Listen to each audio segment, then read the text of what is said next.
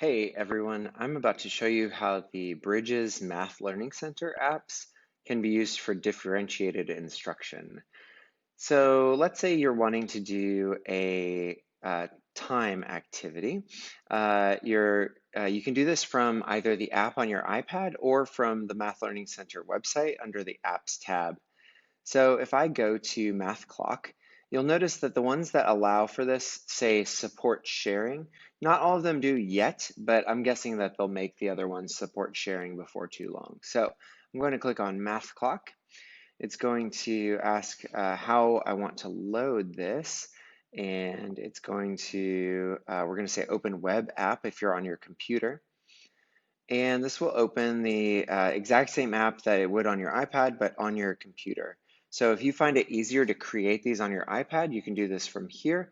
Or if you find them easier to make on your computer, you can do it from there as well. So pretty cool. Now from here, we can get into all the different tools that these apps have to offer. So let's say you wanted to make your activity where you are asking the kids to make the clock show 1:15. Cool. You can adjust your text and make it look all fancy and pretty.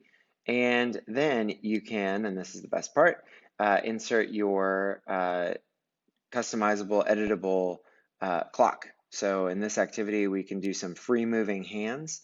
We can move our clock where we want it to go. We can adjust the size. If you wanted to do a page with more than one clock on it, you could do that too. Let's say this is kind of the middle of the road knowledge and that's what you want the kids to know. If you want to scale this to something a little easier or something a little more challenging, you could do that.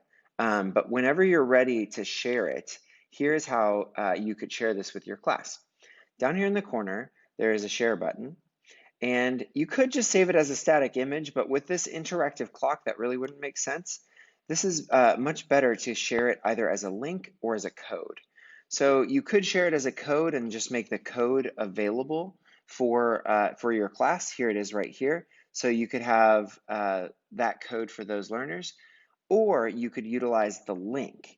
So if you are in the upper grades and use something like Google Classroom, you could share the link directly with Google Classroom.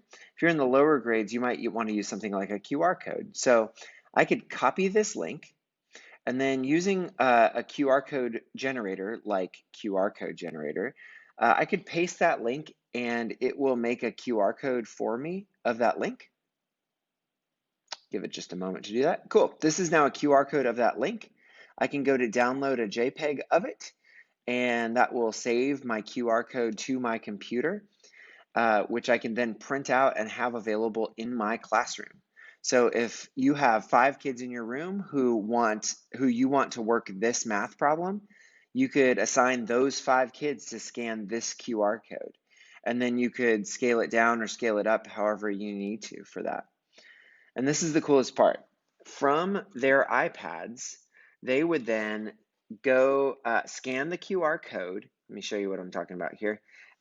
They would then scan the QR code, and once they do, it will open up on their Bridges app automatically. It will take them right to it, and it will load whatever activity you've created. Super cool. So now they can, on their iPads, work the problem and show what they know. So this is a great way for you to create multiple different problems for multiple different skill levels and generate QR codes for your class. I hope this helps. Let me know if you need any help with the QR code creation. Good luck.